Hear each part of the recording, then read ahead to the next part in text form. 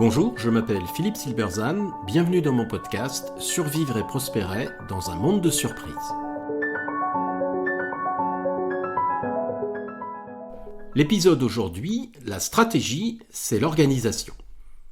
Il est fréquent en stratégie de distinguer ce que fait une organisation, ses produits et services, considérés comme la partie noble, de comment elle le fait, son organisation, ses processus, ses ressources, etc., considérés comme subalternes. Cette distinction et cette hiérarchie induite sont source de nombreux problèmes.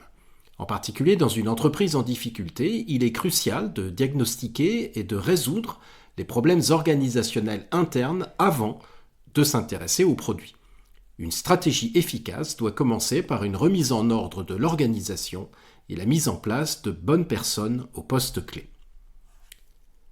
Il vous est peut-être arrivé de vous retrouver en vacances ou en voyage d'affaires dans un pays dont vous ne parlez pas la langue, en discussion avec un chauffeur de taxi ou un client qui ne parle pas la vôtre, essayant sans succès de vous faire comprendre.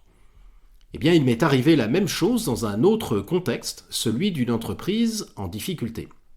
Alors, scénario classique, baisse régulière de profitabilité qui faisait poindre les premières pertes, produits vieillissants, images dégradées, etc. Et bien évidemment, paralysie, voire aveuglement de la direction générale.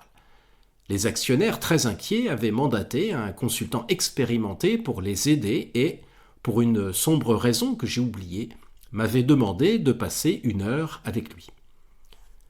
S'en est suivi un dialogue de fou, ou plutôt une absence de dialogue. Il ne m'a parlé que de produits.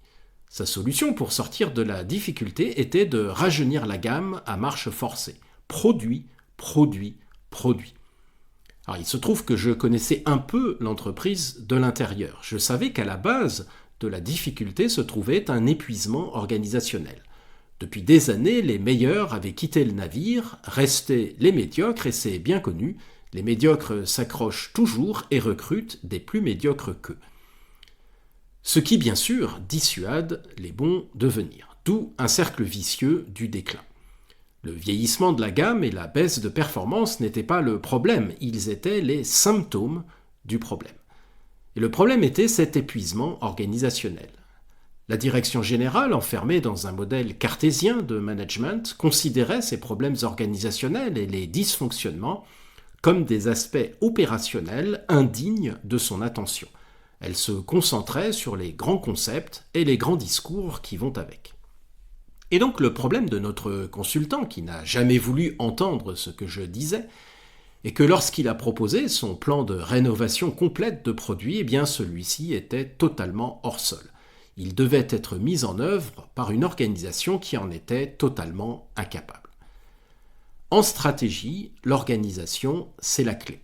Lorsque Steve Jobs revient chez Apple en 1996, l'entreprise qu'il a fondée presque 20 ans plus tôt est au bout du rouleau. Quelle est la première chose qu'il fait ? Inventer un nouveau produit disruptif ? Eh bien, pas du tout. Il change les hommes. Dans une conférence, quelques semaines après son arrivée, il évoque de façon fameuse ses premières actions. Je cite « Nous avons maintenant les bonnes personnes dans les fonctions clés d'Apple ». Après seulement, une fois les bonnes personnes en poste aux fonctions clés, avec une organisation remise en ordre de marche, eh bien, il a pu penser à de nouveaux produits. La clé de son approche a été de commencer par un diagnostic organisationnel implacable afin de savoir avec quoi il allait pouvoir avancer. Et donc, contrairement à ce que pensent les cartésiens au costume, le véritable stratège ne regarde pas le sommet, il regarde l'ensemble. Et l'ensemble, c'est d'abord l'organisation et ses hommes, et aussi les clients. Les produits n'en sont que l'expression.